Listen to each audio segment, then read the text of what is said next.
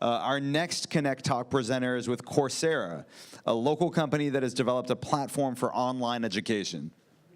Coursera was named one of the top 50 disruptors of 2016 by CNBC. Please join me in welcoming Coursera's Head of Global Communications, Arunav Sinha.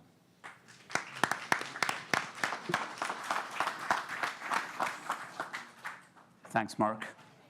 Very excited to be here. It's actually on two sides, so I'll speak from this side so I don't block your view because I got some slides. So the previous session was great, some fantastic questions from the audience. Glad that I was not answering them.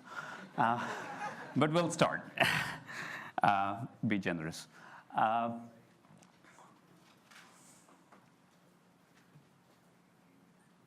Yeah, beyond the campus walls, and that's basically symbolic of how technology is now invading our world in good ways and bad ways. But in the case of education, it is a lot about breaking the barriers and taking the education out of campus to actually workplace in your life. And in our view, in Coursera's views, the way we think about learning is actually the future of work and future of learning are converging. For a long time, the future of work and future of learning were two different paths. It coincided in certain ways, but now what we are seeing is actually a good convergence, and why that is happening. For that to happen, we need to understand the rate of change. And Thomas Friedman wrote a powerful book, Thank You for Being Late, in which he talked about human adaptability vis-a-vis the rate of change, which has been talked a lot in this conference as well, is our ability to learn and adapt at the rate at which technology is changing is actually decreasing, and we are here right now. And how we will actually cope up with this rate is one of the big things about that is education, skills, learning. Those are one of the ways in which we will sort of adapt. And why some of these changes means we're clearly seeing some of the big trends like big data, cloud, artificial intelligence, automation, social. These changes are profoundly impacting the way the work is happening, businesses are changing, customers are changing, and therefore expectations of people and consumers changing. And that has a lot of impact on the workforce and the way we skill ourselves. While we look at all of that, there are some sort of big forces happening around the world. Means on one side, we have an impact of automation where 400 people at a conservative estimate from McKinsey are likely to be impacted by automation in next 10 years. Means they can actually be automated even now by demonstrable technology. And these are at various rates, and broadly at about 50% in most major economies across the world. Obviously, countries like India, it is a little higher because you have much repeatable process happening out of India. In a country like US, it is slightly lower, but by and large, a major problem across the world. On the other hand, while there is an impact of automation on the workforce, there is also a lot of people entering the workforce. Now that creates a twin problem. You have a lot of jobs going away because of automation. On the other side, you have 300 million people entering the workforce across the world. Obviously India, 100 million, China, 60, even US, about 40 million. And in certain countries, we have a different problem, like in Japan, like in Russia, you actually have a workforce decline. Now, in both the cases, the complexity and sociological impact of these can be pretty profound. Let's look at the GER, which is defined by World Bank as global enrollment rates in higher education. On an average, about 40% of the world's population has access to higher education, which is actually anything in tertiary education beyond high schools. And in a country like US, it is as high as 86%, but on the other side, you have countries like India, which is as less as 25%, so, which means only 1 out of 4 people actually go to higher education, which creates a huge amount of problem in itself because you have 100 million people entering the workforce who do not go to higher education. They don't have skills to necessarily survive in this high, intense, competitive, technology-ridden environment. What will happen? In itself, it's a time bomb. Russia has a different problem, and China has a different problem because in Russia, it is the access to higher education is high, but the quality of education is not equitable. It's not as good as, let's say, in a country like US and most of the Western Europe.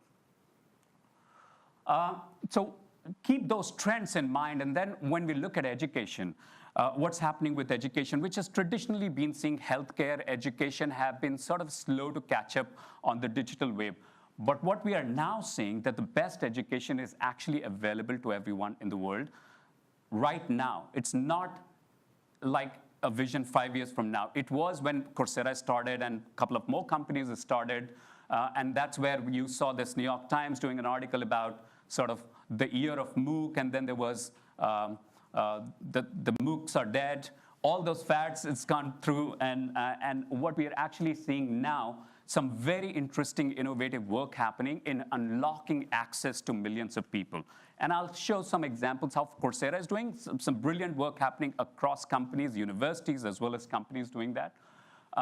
We look at it, this sort of entire ecosystem, and why this path is converging, and that is actually driving some of our strategy, which is how do we look at connect learners with educators and employers all at the same time. On one side, learners sort of what they need. They need good education and credentials that they can actually take it to the employer to actually find jobs. On the other side, universities, which have traditionally, if you look at top university, has been accessible to very few, very privileged few, like in this room. But if you look at globally, top universities have not been very accessible to the world population. So they also want to increase their access dramatically, and they can do that not by building new university, new campus. It's just not possible. You cannot teach 100 million people in India by constructing new universities. That's just not possible with just less than 2% investment in education. On the other side, employers want to have huge amount of say. Employers are the ones who recognize the talent and the credentials, and they want to have a say in what they need to be taught and what we need right now, especially at a time when they themselves are struggling to hire talent. At a time when they themselves cannot think about hiring and firing because talent is just not available. Silicon Valley is a great example where you just can't hire people enough. So what you need is sort of connecting all of them through this platform in a big way. University wants to teach the world, learners want to learn and prosper. On the other side, employers are looking to transform talent. And how do we sort of bring all of these together? Different companies approaching in different ways. We approach this both in the case of by partnering university as well as companies like Google and Amazon and Intel, et cetera, by bringing a lot of industry credentials also on the platform. These are some of the top universities, not widely accessible. Means if you look at these are all in top 200, not been widely available. Together they would be teaching like in a year, less than about 200,000 people in the world. Now imagine if you are able to unlock that access to millions of people around the world in an affordable way. The question of accessibility is not just giving access to education, but how do you do that in an affordable way while keeping the quality of education high? And that's where technology plays a big role. And it is sort of challenging those primitive notions of online learning that this is not high quality, you just don't get access to community or professors. It is really challenging, and I'll show some examples of that. It is also reflective in the way users' or consumer behavior is changing, learner behavior is changing, and this is also reflected, just not about Coursera, but it's also indicative of the way the world is changing its learning behavior. We're seeing huge amount of growth across many geographies, on an average about 30 to 35% year-on-year growth. Coursera alone is adding about 500,000 learners, 500,000, we don't call it users, we call it learners, 500,000 learners a month, about 6 million users a year. Currently, we are at 36 million, and we have about 8 million of those coming from the US. And on an average, we see that, on US, it is about global average is a little higher. In the US is 35, global average is 32. If you go to India, it is 28. You go to China, it is, like 30s. So in emerging economies, more younger people need access because they themselves are struggling to get the right skills to succeed in the workplace, and therefore we're getting a lot more younger. On the US, on the other hand, traditionally, and we would like to break through, and this is a challenge for all system platforms like us, we actually we seeing predominantly people who are coming to our platform are already quite educated. And that's not where we want to be. We want to go and go to people who are traditionally have only high school education to come and actually start doing stuff. And that is starting to change now. I wanted to give you some sort of insight on what people are learning, both in consumer and enterprise. Means we see a big chunk of them on the consumer side coming in business, tech, and data, and that's where predominantly. On the other hand, you have all these sort of social science and art and humanities, where we have a big long tail, and we want to be a platform which teaches both business, tech, and data, as well as humanities, but we actually see a lot more in business, tech, and data now. And on enterprise, we see a fairly good chunk on business, data, and IT, but on the IT side, clearly enterprise has a heavy bias in terms of learners. In California, we have about so out of our 8 million learners, we have about 1.5 million learners coming from, and it's not a surprise, right? It's computer science, data science, and business equally divided across our mix, and the rest of them coming on humanities. Currently, the way, I think I just didn't want to show this, what we offer, but how this is becoming more accessible to people. You typically looked at online platform through which you can actually come and just do a course, which is great. You want to learn a skill and you want to move on and do something else, and that's totally fine as well. But then a lot more learners demanded, oh, I actually need to master a skill. I want to become a data scientist, and I cannot do that by just doing a mere course. I need a more intense experience. And that's how this concept of specialization, different companies are approaching it differently, but we actually bunch jewels, pearls in the jewel, bunch them together and actually create a much more intense experience. And different colleges and different universities are also experimenting with this. Then we have what we call master track certificates, which is basically, online for a long time was, oh, it's a passive experience. I only go watch a bunch of videos, I'll do some assessments, but I don't get high-touch experience from professors, faculty, and peers. So actually, you now have the option to do that in a sub-degree space, which is master track. You can actually do fairly intense, like in digital marketing, University of Illinois, to another course, let's say in the area of finance, to data science, et cetera. You can actually do a full-fledged course with high-touch experience, along with, and finally, degrees, which in itself is degrees has been a very interesting space. For the long time, people felt online is not where degrees is going to move. And actually, I'll show you examples. Some of the world's best Ivy League institutions are moving online because they understand that if they don't do that, they're not going to get the right audience. And they also want to amplify and expand their brand.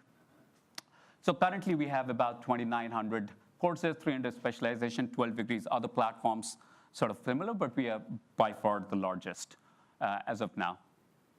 This I wanted to show you specifically, and this has changed a lot in the last 3 to 4 years, is how top quality degrees, these are degrees in top 100, which is actually moving online.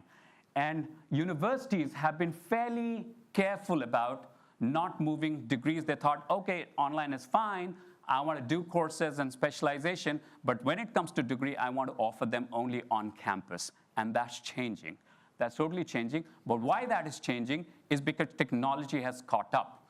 Now, because degrees are their crown jewels, and they only want to give it with high quality academic rigor, high touch access, and all of that. So this is basically all the top universities, including Penn, which has now started masters on a platform. These are all top 200 universities worldwide, and all within sort of 25 to 30,000 range. Compare that with about 200,000 that you will actually pay. Same credential, same faculty, same alumni network, same career services, and all of that. So what we see, the classrooms are changing, and how that is changing, it is no more about, I don't get to interact, I just watch a TV, why don't I just go and do that on YouTube? No, on platforms, different companies are approaching differently. On what we are seeing on our side, we've integrated Slack, Zoom. You actually have office hours with the professors. You can collaborate with somebody in Ethiopia, to somebody in Asia, to somebody in Europe. And you can do all of these projects using technology. We have started doing things like auto grouping, where you can actually go out and do your discussions and come back in the classroom and discuss it. All of that. And plus, we have used a lot of technology to improve your learning outcomes itself. What we found, which is counterintuitive, we thought in short form courses, people will be doing much more mobile, but actually in degrees, 80% of our learners in degrees are actually coming on mobile. Why?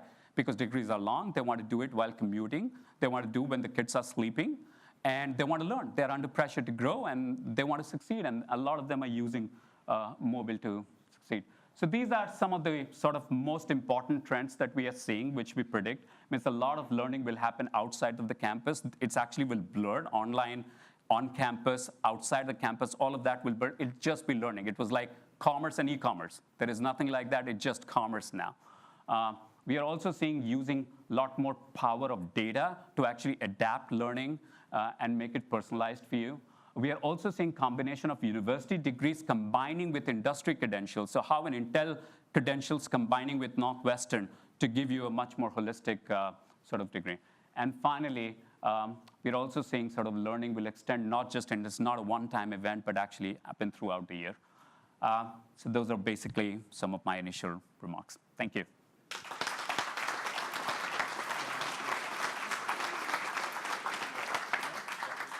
If you have questions, I'm happy to take. If you don't have time, yeah.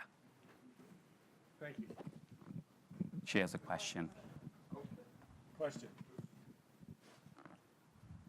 Thank you. Do I need the microphone or am I okay? So I'm Emily Beach, a council member in the city of Burlingame. Great presentation. I want to hone in on a question that you posed, and an observation you said is a lot of the clientele online are actually, that a lot of clientele are actually some of the highly educated segment of the population.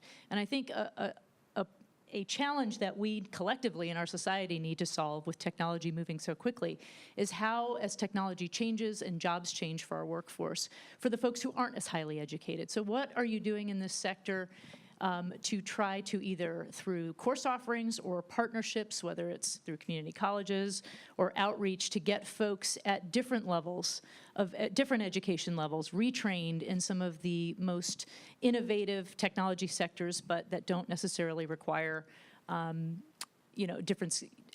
a diverse skill set. So. I think great question, and I think when we started, we thought, okay, let's bring the best quality credentials and degrees, which is like masters and bachelors, and especially masters. And you will require a bachelor. You will require some level of intense education before to succeed on those. But we found the impact would be limited.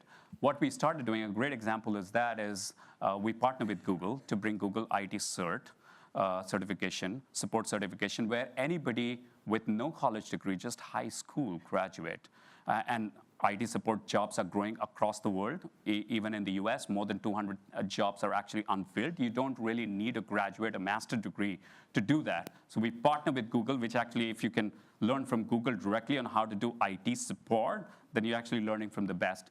Now, Google has actually committed to hiring, and there is a consortium, but we brought together a bunch of employers as well. If you finish this, we actually help you connect with those employers as well. And Google themselves are also hiring. What they also backed it is Sundar has been kind to actually put 10,000 scholarships behind that as well. So those who can't even afford that can actually take that. So experiments are like that, where you don't necessarily need college degree to do every job.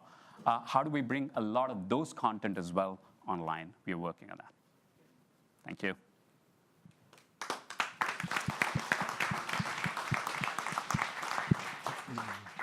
Thank you for the question.